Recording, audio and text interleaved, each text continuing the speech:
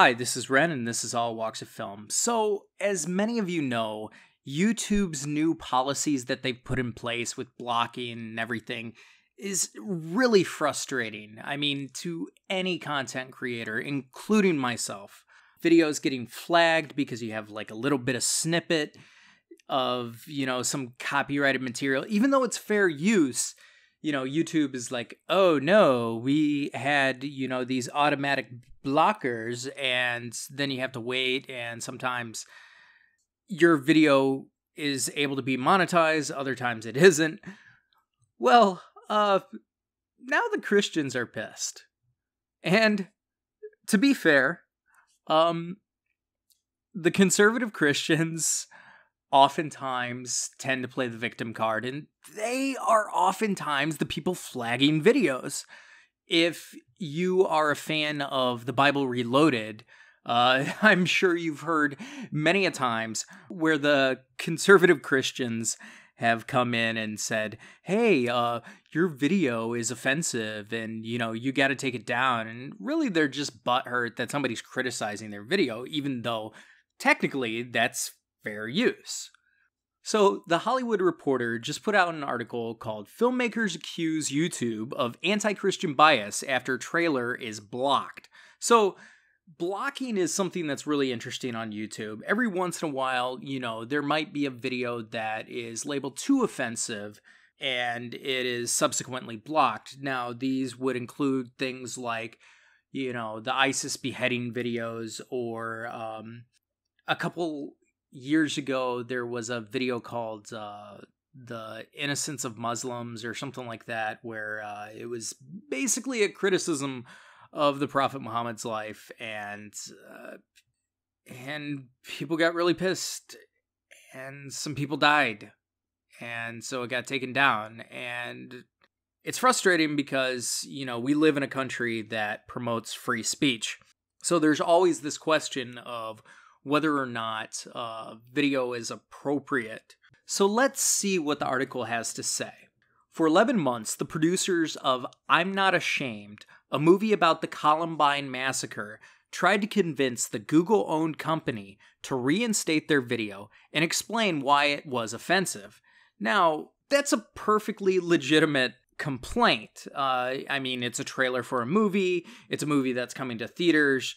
And so I can understand, even though, it's totally not a movie that I'm interested in, I understand they want the right to show their trailer.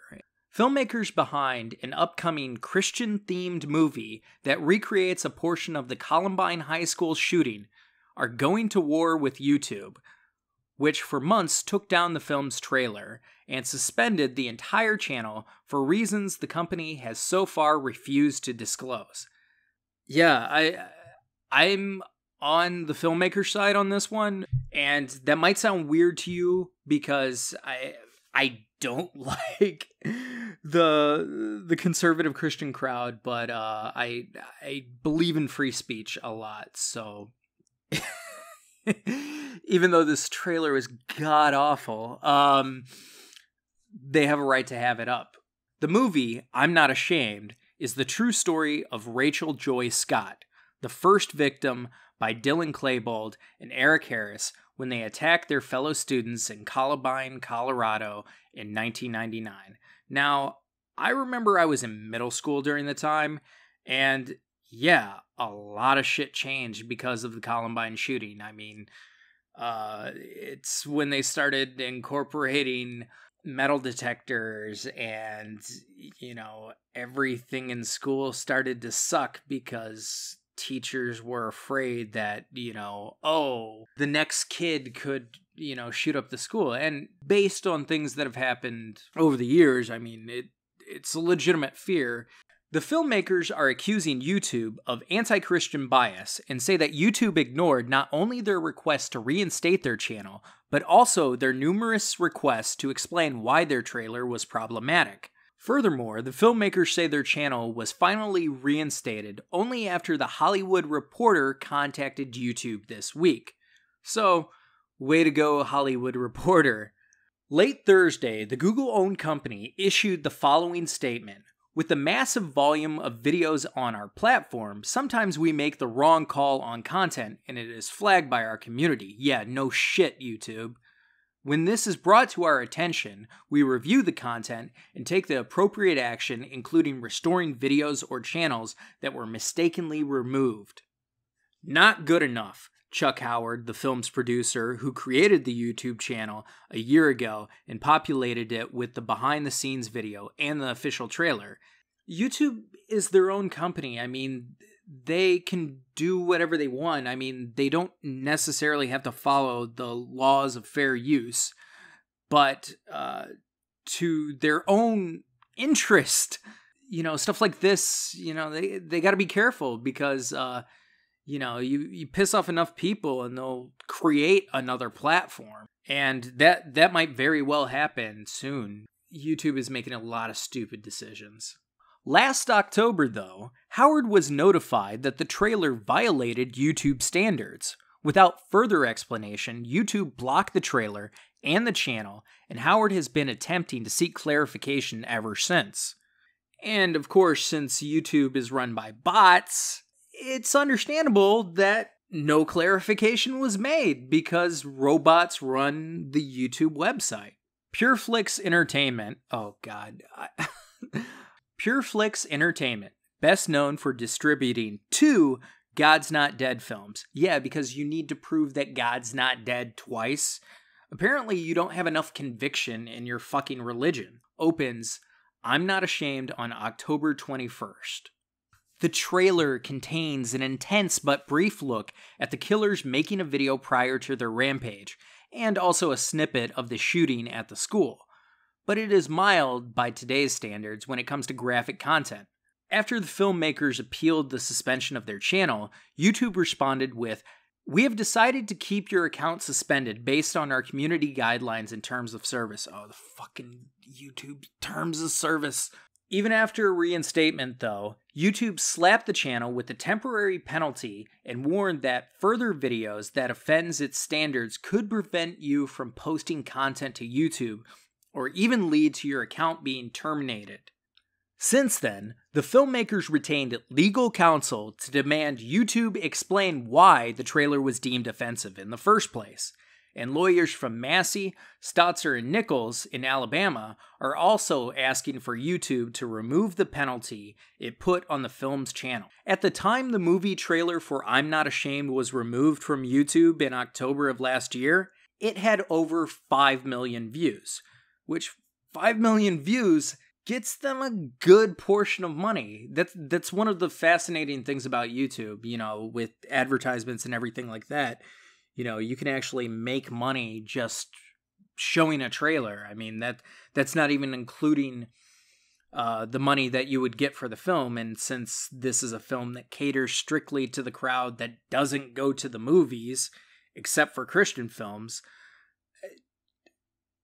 it's a way for them to pull in more bank.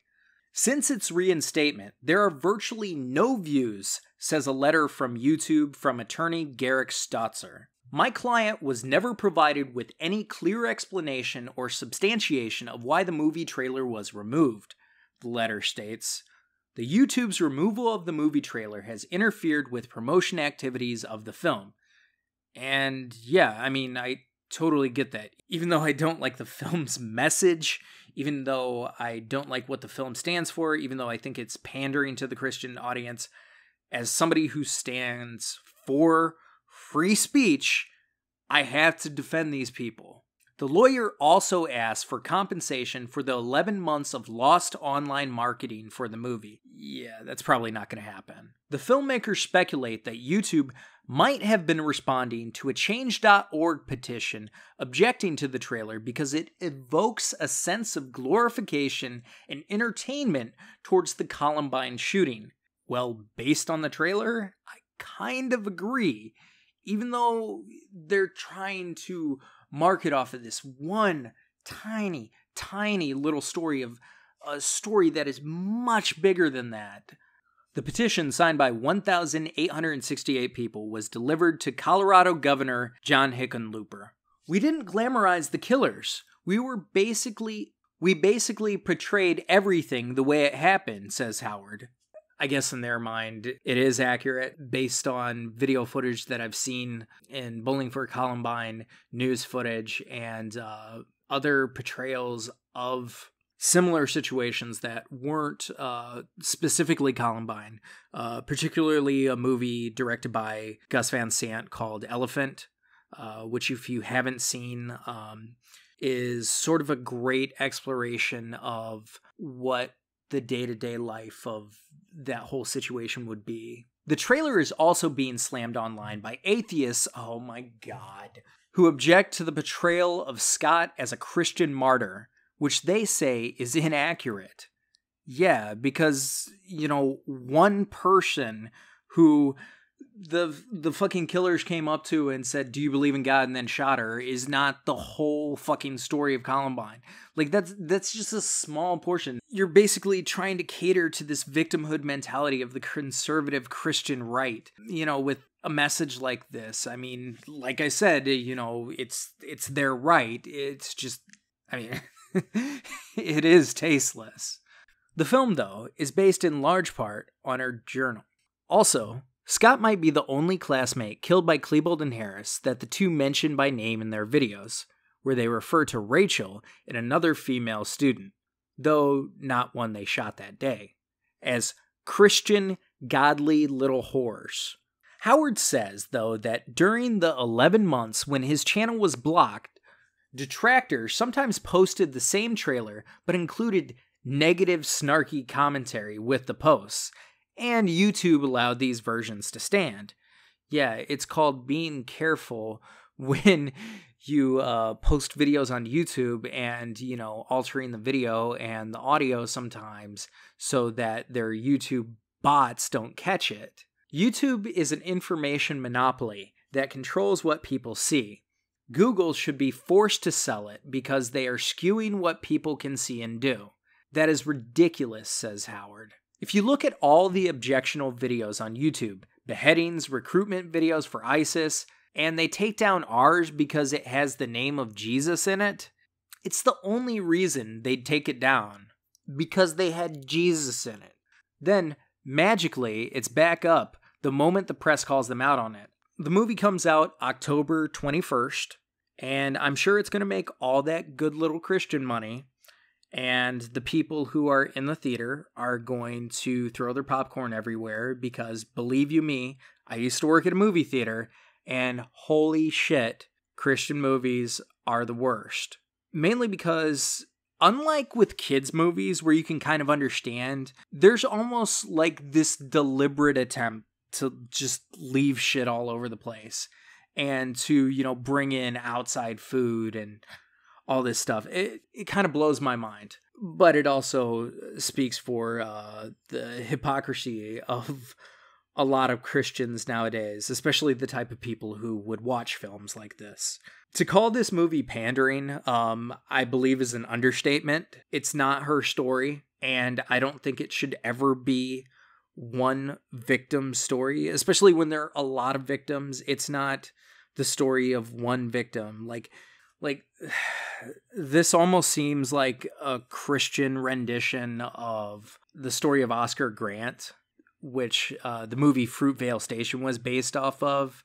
Obviously two different scenarios, but since that has evolved into this whole Black Lives Matter movement, I'm sure Christians are trying to jump on this Christian Lives Matter while hashtags are still a thing, but I don't know. So, what do you think? Do you think that YouTube should have taken down this video? Do you think this trailer is too pandering? And I will leave a link to the trailer in the description below, as well as you can probably see it right now. Anyways, leave your comments below, and as always, thanks for listening.